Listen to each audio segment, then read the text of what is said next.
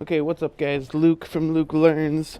Today we're going to talk about some reasons why you might want to get a Lumix gx85 here in 2019. I'm just walking to work just to make this vlog, so it's not going to be anything too exciting. I just want to run through a few reasons why I bought it and why it might make sense for you as well. Footage is a little shaky. This camera is image stabilized, which is the main reason why I bought it. As you're walking here, I'm not like taking precaution to make my footage any less shaky, and like holding out at arm's length away like this is I'm not like overly concerned with a little bit of bounce, but it is going to be a lot more stable than my other camera is the Lumix G7.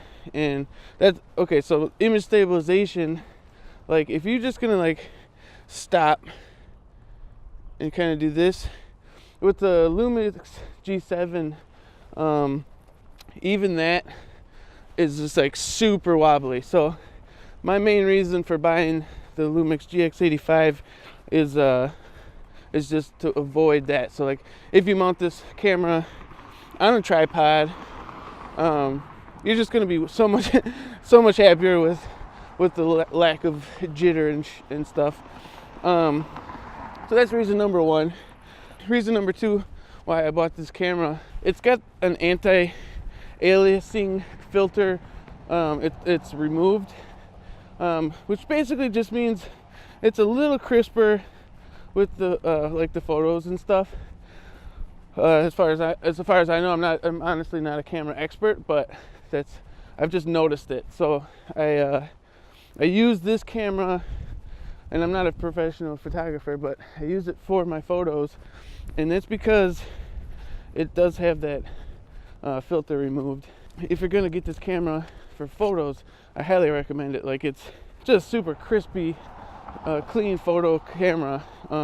It's reason number three would fall into that category for like the less than I mean, it's like 500 or 600, I think. Anyway, it's like $500 for this camera, and its capabilities are just like sick for photos. For what you get for a little compact camera. So like reason three is like the bang for the buck. It shoots 4K video, which may or may not interest you.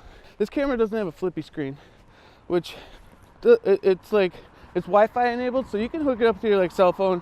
I hook it up to a tablet when I really need to make a get a shot and like kind of see what I'm doing. A lot of Sonys don't have it, so like it's not like a deal breaker for me. Vlogging makes it a little harder, but when you're vlogging, like looking into the lens, the flippy screen can kind of be a distraction. Like for me to be talking to you guys right now, I'd be tempted to look off to the side, and so it just doesn't have that. But it is Wi-Fi enabled. Panasonic has a really good image app, and I use it, and it works great. You can focus and all kinds of stuff. It's cold out here, sorry. I'm like huffing and puffing. So yeah, like this reason three was bang for your buck. You get a lot of camera in a little package, and not a terrible price point. Reason four, I absolutely love the picture quality for Lumix cameras in general. Like I have the G7 and now this one. I'll probably upgrade to the G85 for more like a vlogging camera. When you take shots with this in a standard profile before you color correct, like this camera is just crispy. Like I love it. Like I basically only use the cameras in 1080, and still it's like it's just clear. Canons tend to be a little soft, but anyway, the picture quality for video and camera is just amazing. What am I on, 5? So reason 5 that you may want to like either go into this Micro Four Thirds camera or just this camera in general, I would have to say it's just like ease of use for maybe like a B-roll camera. You can set it, forget it. It's really nice. All right, so I'm gonna actually do something here. So like to test the image stabilization, this is just handheld.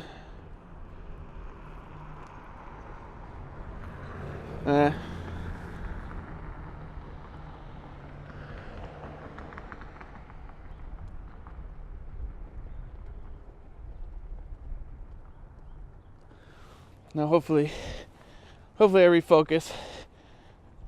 Not sure. That's so this is the downside. To switch your camera from like focusing modes and stuff without the flippy screen, it's kind of tough. So hopefully I'm in focus. If not, I'm sorry. But that's that. Okay, so those are like 5. I didn't even get through 5. The ease of use was the 5th one. Like the camera body itself has all the buttons and stuff you'd want. For a vlogging camera, there are some downsides, like no flippy screen, so you can't really check focus. For audio, if you've noticed the little lapel mic I've been wearing, there's no audio jack, so you could mount a mic or recorder on top of the camera. It does have the hot shoe, but as far as like audio goes, it's really windy today, so maybe my audio's not even that good anyway. You're gonna want to like have to get audio recorder or something as a secondary audio to this camera. So for vlogging, this maybe not. If you're looking for like a perfect little vlogging camera, I'd say this probably isn't it. I'm just vlogging with it, kind of to prove that you can. It's more like B-roll, interview, and photos. I'd say this camera's perfect for. It's great for like if you want a little upgrade to like some camcorder for like home videos. Like this thing's small, super compact. It comes with a fairly wide 12 to 32 kit lens, which is what we're on right now. If you're gonna just like film your family with it, like stabilize the in-body, like family videos, this thing would be cherry. Like you won't be happy. The only thing I would say is probably invest in a couple extra batteries, just because the battery life isn't terrible. Like I'll shoot this whole vlog and take some pictures on one camera or one battery life, and I have extra batteries, so to me that's not really a deal breaker. Like I'm not trying to record a whole football game or something with this camera, but like just short family videos, like documenting a trip.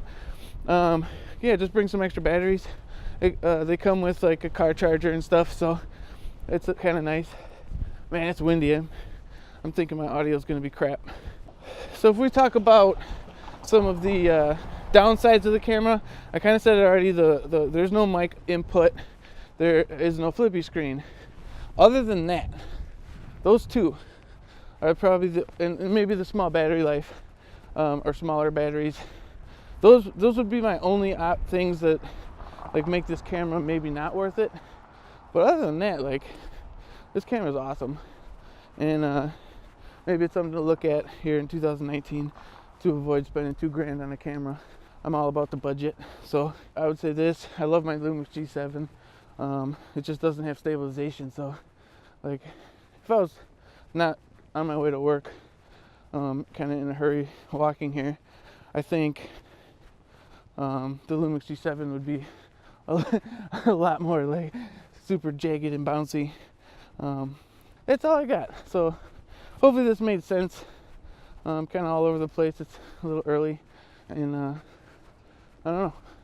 Hope you guys liked it. If you have any questions about the camera or my experience so far with it, let me know. Thanks for watching. Luke out. Luke deuces. See you next time.